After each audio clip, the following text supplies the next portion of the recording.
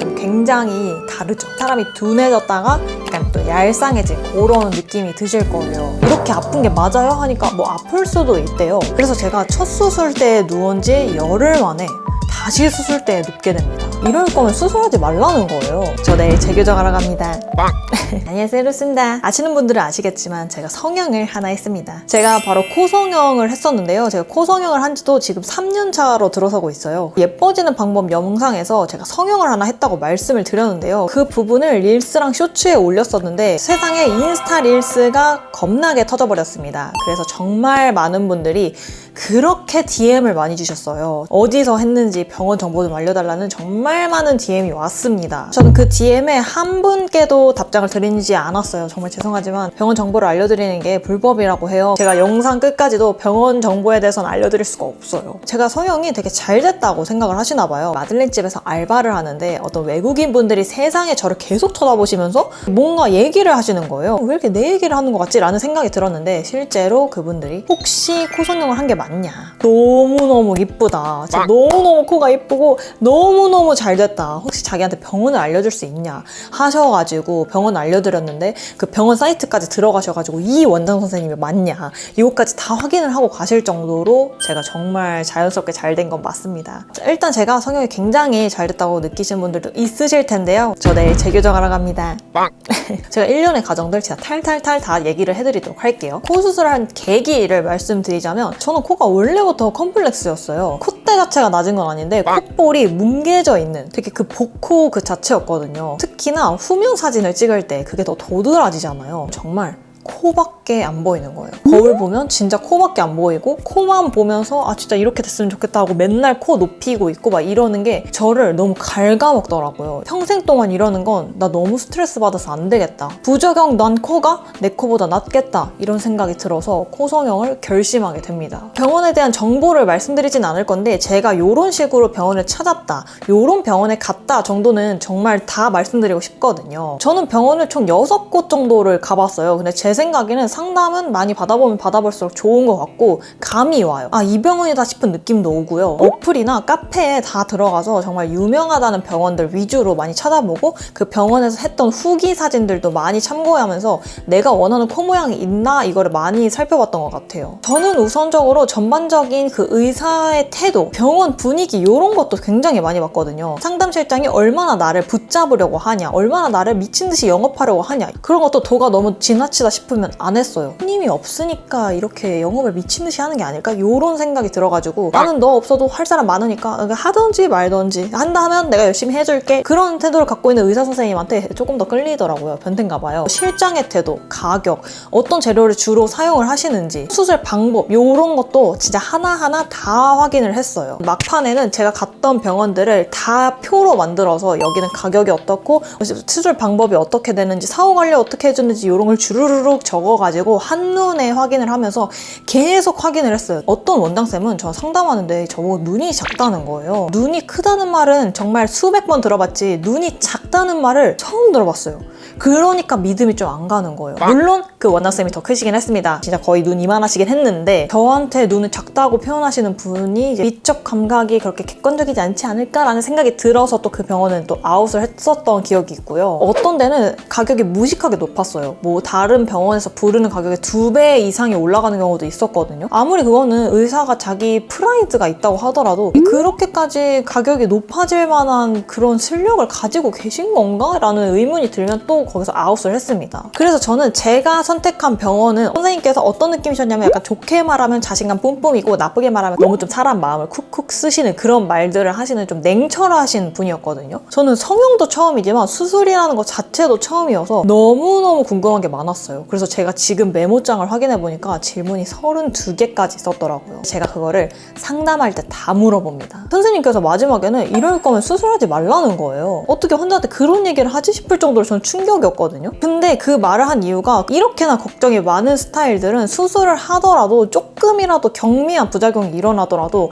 너무너무 본인이 스트레스를 받기 때문에 추천하지 않는데요. 그 당시에는 굉장히 기분이 나빴지만 집에서 곰곰이 생각을 해보니까 오히려 약간 양심적이시지 않나 이런 생각이 들어가지고 또 끌리게 됐습니다. 그래서 그 선생님이 자신감도 넘치시고 굉장히 좀 양심적이시다라고 생각을 해가지고 그 선생님께 받기로 결정을 합니다. 병원 선정의 꿀팁을 말씀드리자면 일단은 그렇게 쭉 다니다 보면 여기다 하는 느낌이 와요. 그리고 두 번째로는 저는 유튜브 채널을 운영하시는 분께 봤습니다. 의료사고가 좀 크게 일어난 분이시라면 그렇게 얼굴을 대놓고 당당하게 까고 오랜 시간 동안 홍보를 하기 좀 어려우실 것 같아요. 확률적으로. 물론 유튜브 채널이라는 게 댓글 관리를 다 들어가긴 하겠지만 그래도 이제 안 보이시는 분들보다는 유튜브로 얼굴 내놓으신 분들이 조금 더 믿음이 가지 않을까라는 생각을 했습니다. 세 번째로는 저도 알아보다가 어디서 들었는데 너무 시간을 딱딱딱딱 맞춰서 오시는 선생님들은 살짝은 의심해볼 필요가 있다고 들었어요. 이게 수술이랑 상담을 동시에 하시게 될 거잖아요. 그러다 보면은 이게 딜레이가 생길 수밖에 없대요. 근데 유독 시간을 너무 잘 맞춘다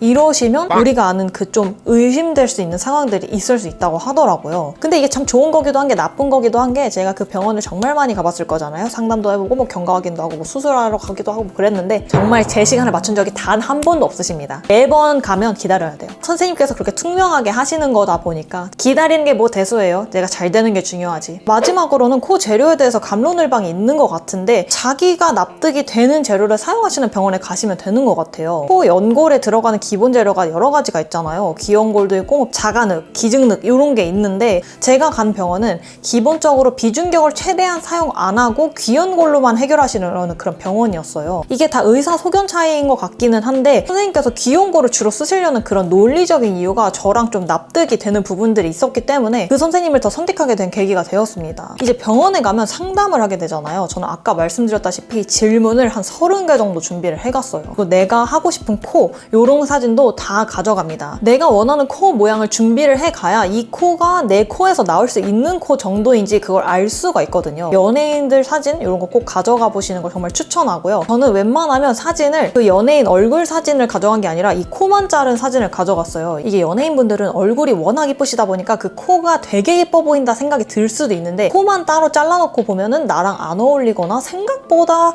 그렇게 코 자체에서 메리트가 오지 않는 경우들이 있어요. 그러니까 그런 걸 판단하려면 그 연예인 얼굴을 보지 말고 이 코만 봐야 됩니다. 제가 이런 말 하면 좀 그럴 수도 있는데 상담실장님들의 말에 현혹되면 안 돼요. 솔직히 말해서 그분들이 제대로 된 의료 지식을 가지고 계시지 않으세요. 제가 그래서 그분들이 말씀하셨던 내용을 의사쌤 상담 갔을 때 막 저 이런 얘기를 들었는데 뭐 이렇게 되는 게 맞냐 이렇게 물으셨을 때 의사쌤이 절대 그런 말 믿지 말고 그냥 의사의 말만 들으라고 하시더라고요. 상담실장님이 당일 예약을 요구하는 곳은 안 갔어요. 당일 결제를 하고 가면 뭐 할인이 된다 뭐 이런 말을 하시는 데가 있잖아요. 저는 그런 데는 얼마나 손님이 없으면은 중대한 결정을 당일 결제를 하게 시키지? 약간 이런 생각을 해가지고 그런 곳은 안 갔습니다. 그리고 제가 얼마나 들었는지 궁금하실 텐데요. 저는 총 300만 원이 들었습니다. 이벤트 참여 같은 거를 하는 경우에는 사후 관리를 제대로 못 받을 거라는 약간의 걱정이 있기 때문에 할인이 들어갈 수 있는 이벤트 전혀 하지 않았습니다. 결국 어떤 코 모양을 선정해서 갔냐 이것도 궁금해 하실 텐데요. 코 수술은 한 번으로 끝나지 않는다. 최소 3번은 해야 된다. 막 이런 말이 많잖아요. 근데 그게 왜 나오냐면 부작용이 생겨서 재수술을 하는 것보다 코 모양이 불만족스러워서 하시는 경우가 대부분이라고 해요. 이게 해보고 나서야 내가 이런 코가 어울리는구나를 알게 된단 말이에요. 저는 그때 당시에 서예진님의 코가 너무 예뻐 보여가지고 직선에서 직반 사이의 정도의 코를 원했어요. 근데 저는 알고 보니까 그런 식으로 하면 인상이 너무 세 보여서 어울리지 않았던 거예요. 저는 약간 직반 코를 했었어야지 어울리는 코였던 거죠. 어쨌든 자기 얼굴이니까 개인적인 만족도 굉장히 중요한데 이게 객관적으로 이뻐 보였으면 좋겠으니까 수술을 하시는 거잖아요. 그러니까 좀 친구들이나 주변 사람들한테 내가 이런 코를 하면 어울리겠냐 이런 코를 하면 어울리겠냐 하고 좀 여러 번 이렇게 물어보시고 내 자신한테도 질문을 좀 많이 해보시고 결정을 하시는 게 중요할 것 같아요. 저는 중안코가 좀 긴 편이고 눈이 몰려있는 스타일이기 때문에 코를 높이는 거에 대해서는 그렇게 니즈가 없었습니다. 콧대를 세우면은 코가 긴 게 더 부각이 되잖아요. 근데 제가 살짝 콧대 부분에 매부리가 있었거든요. 그래서 요거를 살짝 갈아내면 여기가 매끈해지지 않기 때문에 실리콘을 아주 최대한 얇은 용량으로 넣으셨다고 했습니다. 그래서 코를 세우면 중안부가 길어지냐는 질문을 하실 분들이 계실 것 같은데 제 개인적인 생각으로는 예스입니다. 중안부가 더 길어지는 느낌이 들어요. 그리고 저는 애초에 코 자체가 좀 비대칭이 있었어요. 코를 딱 정면에서 봤을 때 코가 딱 중앙에 있는 것도 아니었고 살짝 휘어있는 느낌이 있었고요. 그리고 콧구멍 자체도 모양 자체가 애초에 짝짝이었어요. 그 상태에서 코 성형에 들어가면 이 휘어져 있는 부분이랑 콧마울이 짝짝이인 이 부분들이 좀 더 부각이 되어서 나타나거든요. 그러니까 이 부분은 코 수술 부작용이 아니라 그냥 원래 내 얼굴이 비대칭이었던 거예요. 이런 콧구멍 모양이 짝짝이인 거는 수술로도 고쳐지지가 않는다고 하시더라고요. 어쩔 수 없이. 그래서 결국에는 저는 실리콘을 제일 얇게 깔았고 매부리를 살짝 간 다음에 콧볼은 귀 연고를 사용해서 수술을 한 케이스입니다. 제가 이제부터는 코 수술 당시서부터 그 경과를 쭈르륵 말씀을 드리면서 코 수술에 이럴 수가 있다고 하는 썰들과 부작용 그리고 통증 이런 것도 다 말씀을 드릴 거니까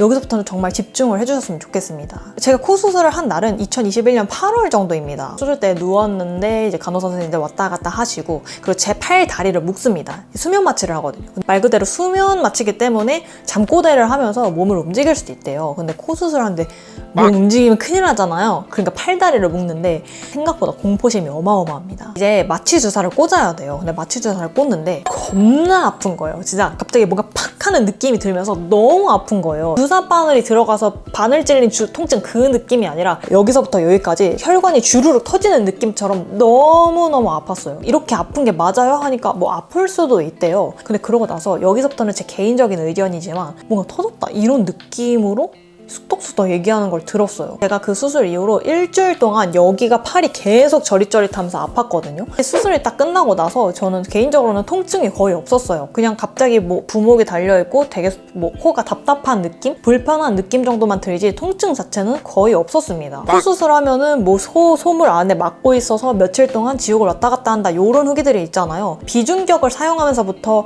솜을 넣는 거지 귀연골은 필요가 없다고 하셨거든요. 그래서 저는 개인적으로 숨 쉬는 건 편했습니다. 수술 일주일 후에 이 부목을 떼러 가는데요. 부목 떼는 게 정말 아파요. 코 수술 내가 했던 거 잘못되는 거 아니야? 싶을 정도로 진짜 아프거든요. 근데 이상하게 집에 와서 거울을 보니까 뭔가 실리콘이 옆쪽으로 쏠려 있는 것 같이 보이는 거예요. 이게 아무리 봐도 실리콘이 잘못 위치한 게 느껴지는 거예요. 그래서 제가 너무 놀라가지고 다음날 바로 병원을 갔더니 바로 재교정을 해주시겠다면서 오늘 바로 수술대로 올라가재요. 그래서 제가 첫 수술대에 누운 지 열흘 만에 다시 수술대에 눕게 됩니다. 5분도 안 걸리는 간단한 수술이기는 했어요. 문제는 다시 마취를 해야 되잖아요. 마취를 하고 선생님께서 들어오셨거든요. 근데 제가 마취를 아직 안 잠들었는데 그때부터 칼을 넣으셨나 봐요.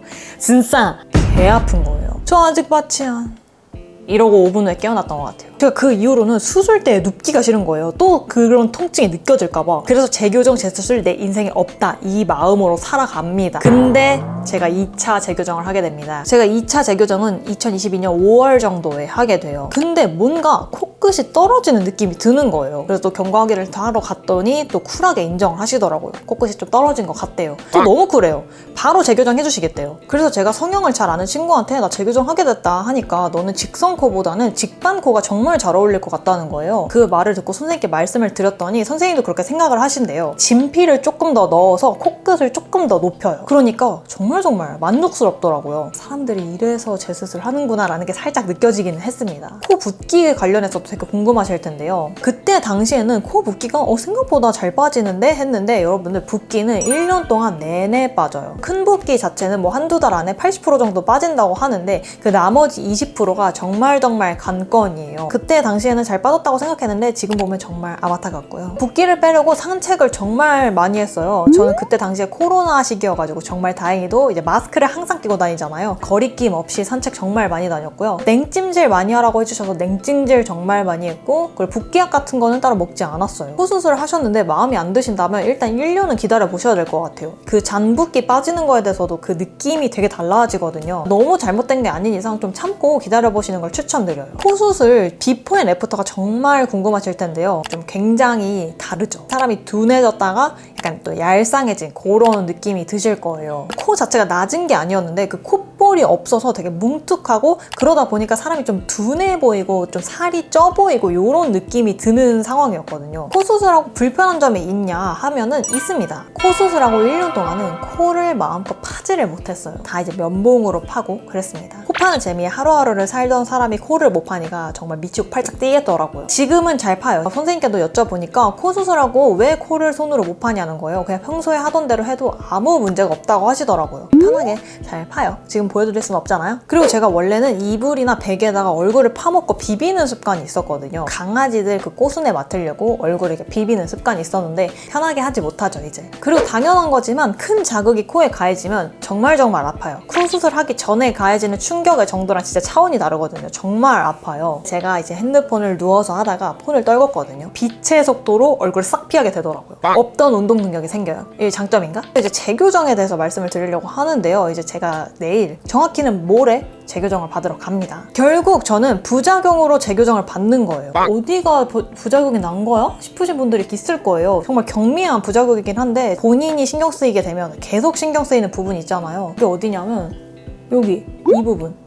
여기가 안으로 쏙 들어갔어요. 코끝이 살짝 떨어지면서 여기가 쏙 들어가가지고 그림자가 생기거든요. 남들이 보기에는 안 보인대요. 근데 제가 보이기에는 너무 신경이 많이 쓰이는 부위입니다. 한마디로 코끝 연골이 좀 떨어진 거예요. 여기 안쪽을 보면 연골이 튀어나와 있거든요. 원래 어느 정도 튀어나와 있는 게 맞기는 한데 시간이 지날수록 더 튀어나오는 느낌이 드는 거예요. 이 안쪽이. 그래가지고 제가 이제 선생님께 또 경과 확인을 하러 가면서 또 바로 쿨하게 바로 재교정 때려주신다고 하시더라고요. 재교정 비용을 안 받으세요. 다 무료로 해주세요. AS 하는데 정말 기깔나게 잘해주시더라고요. 원래 이런 코끝 떨어짐 같은 경우에는 선생님의 실력 부재라기보다는 본인이 연골을 얼마나 잘 흡수하느냐에 따라서 달라진다고 하더라고요. 마지막으로는 코 성형을 먼저 해본 사람으로서의 말씀을 드리자면 저는 절대로 이게 성형을 권장하는 영상이 아닙니다. 저는 오히려 웬만하면 코 성형하지 말라고 하고 싶어요. 저는 이렇게 재교정을 많이 하고 뭔가 산전수전을 겪는다 한 걸 알고서라도 다시 돌아간다면 수술을 할 거거든요. 제가 수술한 당시에는 무조건 자연스럽게를 외쳤지만 막상 하고 나니까 조금 더 화려하게 할 걸 이라는 생각이 들면서 왜 사람들이 재수술을 하게 되는 건지 이제 느낌이 오더라고요. 좀 무섭습니다, 제 자신도. 제가 그 모양 하나를 바꾸기 위해서 이 고통과 선전수전을 또 겪는다, 이거는 아직까지는 아니기 때문에 재수술을 할 생각은 없습니다. 제가 다른 영상에서도 말씀을 드렸지만 성형은 부작용이 나도 내 지금의 모습보다 나을 것 같다라고 확신이 들면 하시는 게 좋을 것 같아요. 주변에서 요즘에 다들 많이 하니까 되게 쉬운 수술이라고 생각을 하시는데 정말 위험한 수술이고요. 제 주변에 코 수술한 분들이 되게 많거든요. 한 분 한 분 부작용이 없는 분이 없어요. 경미하게라도 하나는 있습니다. 부작용이 올 거라는 거를 예측을 하시고 해야 되는 그런 위험한 수술이에요. 그러고 보니까 여러분들이 제 영상뿐만이 아니라 정말 많은 분들의 영상 다 찾아보시고 어플에 남겨져 있는 후기, 뭐 카페 후기 이런 거 다 찾아보시고 수술 누울 당시까지도 계속 고민을 좀 해보셨으면 좋겠어요. 평생 달고 다닐 콘데 잘못되면 안 되잖아요. 병원 정보나 선생님 정보 이런 것만 아니라면 제가 아는 선에선 최대한 답변을 드릴 테니까 궁금하신 점 있으시면 댓글 달아주시면 돼요. 아픈 거 싫다, 불편한 거 싫다,